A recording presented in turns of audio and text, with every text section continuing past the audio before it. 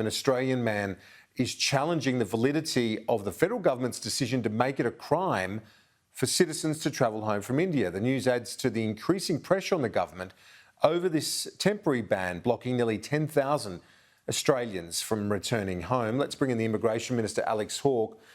Minister, thanks so much for your time. First of all, what's your reaction to this, the fact that this legal challenge has been lodged now with the federal court? Yeah, well, thanks, Kieran. And look, it's a new matter. I don't have all of the details, but the government has said from the beginning that Australia's inward and outward travel restrictions are fully consistent with international human rights law, and that the government does have the right for public health and public safety to restrict travel in and out of Australia in the context of a global pandemic. And when you think about what's happening around the world right now, I think all Australians would agree that the federal government has a right to delay or temporarily restrict the movement of people in and out of the country to protect public health and safety. So the government has legal advice that this travel ban will hold up to challenge? Well, the government always acts on advice, and we are always thinking about, well, what is best for Australia, what is best for the public health and safety in the context of a global pandemic. And if you look at what we announced a week ago in the context of the global pandemic, this was a temporary pause in flights returning to Australia until May 15. And that's what the government's announced. Now, we believe that all of Australia's inward and outward travel restrictions are fully consistent with international human rights law. There has been advice. I mean, I've spoken to a citizenship expert on this program during the week who has a counter view to that and suggests that, like this man's lawyers, that the minister's, Greg Hunt's declaration under the Biosecurity Act is in fact unconstitutional. So there are counter arguments you're aware of there. Well, lawyers will make their cases, but the government can only act on its advice, and the government has to act for the public health and safety to protect Australia from threats. And we have acted in the context of a global pandemic to temporarily pause flights from a country that is rated high risk by our health officials. And that is fully consistent, the inward restrictions and the outward restrictions, with international human rights law. You've had a number of roundtables with Indian community leaders, Indian Australian community leaders, I should say. They are Australian citizens, those that have been stranded in India. What's the reaction been from the community? Yeah, look, since the beginning of this announcement, I've been consulting and engaging with the Australian Indian community, enlisting them to help the government obviously identify vulnerable people that are stranded as a result of a pretty big humanitarian crisis now in India, with hundreds of thousands of cases and thousands of deaths occurring every day. The reaction, of course, is understanding, I think, of the government's very difficult decision, that we had to make a tough decision here to pause travel while we took health advice about how best to structure our quarantine arrangements. And of course, a lot of concern for people that are left back in India. We share that concern. That's why we're working to get those repatriation flights back up and running as soon as possible.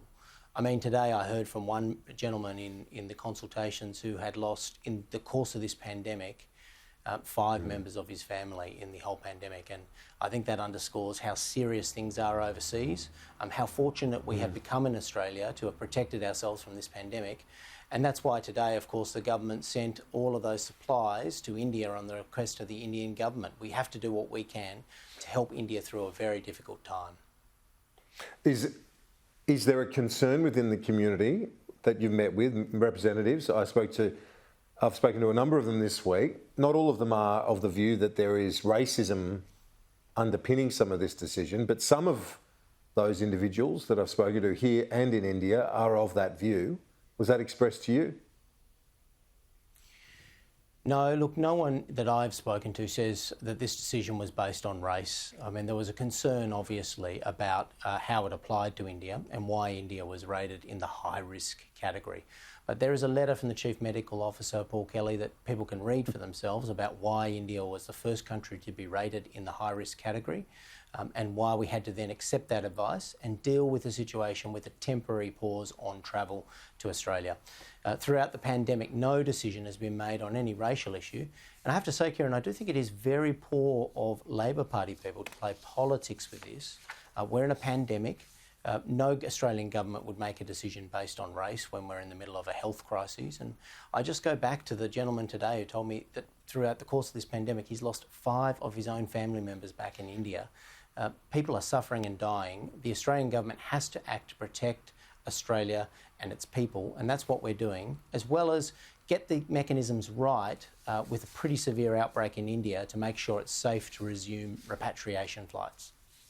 So is that what you've been doing in the meantime for post May 15? What's being done to ensure that those flights, at the very least, can reopen? Is that the most likely scenario, that we see repatriation flights first and then maybe you look at reopening the travel freely later? Is that what you're looking at? Well, we're certainly looking at all of these issues, including how to repatriate people safely. So when you have a high-risk outbreak, we've announced already that you'll need 2 separate negative tests that are different tests to get on a plane.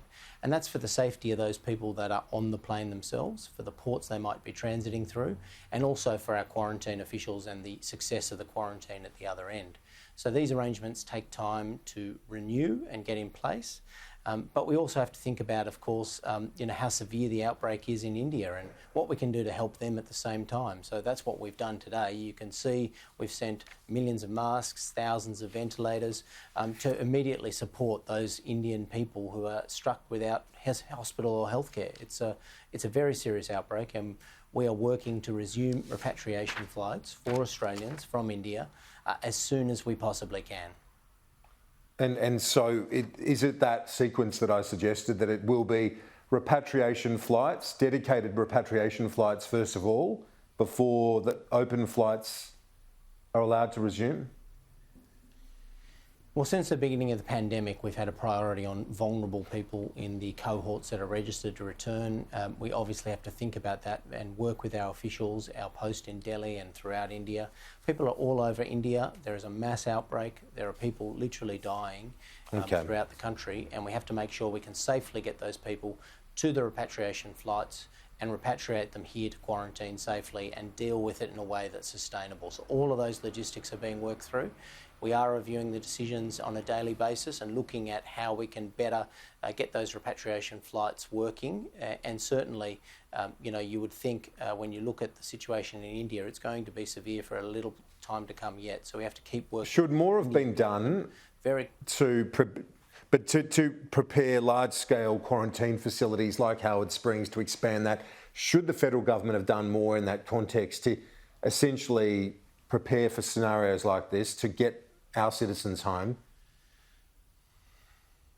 Well, look, India did so well in the first wave, didn't it? It got through, it got its cases down, it's got its deaths down. What has happened in this pandemic is a series of mutations, second and third waves, which are much worse, and a pretty uncontrolled outbreak in India now.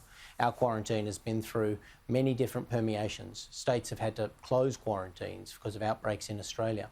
Our understanding of the virus has changed. I believe our health officials, I believe our government, state and federal, have done everything they can possibly do as we've gone through this, when government's been working very hard for the last 15 months, all our officials and all our agencies, to get this right. And we've announced, of course, an expansion of Howard Springs, and we're going to have another 1,000 places available so that we can take safely repatriation flights from India to Howard Springs. Oh, I want to ask you one last one before you go, on visa arrangements supporting Myanmar nationals. Why not just offer, you've given them visas to stay while there's violence, they can't return home, but why not offer them permanent residency, as Hawke did in the wake of Tiananmen Square for Chinese students? Well, the announcement we've made today is in light of the ongoing difficult situation in Myanmar, and we keep working with our international partners about that and urging a restraint and diplomatic discussions and a stopping of all the violence. We have about 3,500 people here, so the government's today announced certainty for those temporary visa holders that they can stay here until it is safe to return to Myanmar, and we'll give them the visa solution to do that. Of course, we'll continue to monitor developments, but we want to be hopeful that a solution can be found from the international community for Myanmar that brings stability back to the country. And of course, we'll continue to monitor closely, work with the community that's here. But of course, they'll be able to stay in safety in Australia while these developments occur. Minister Hawke, thanks for your time. Appreciate it. Thanks, Kieran.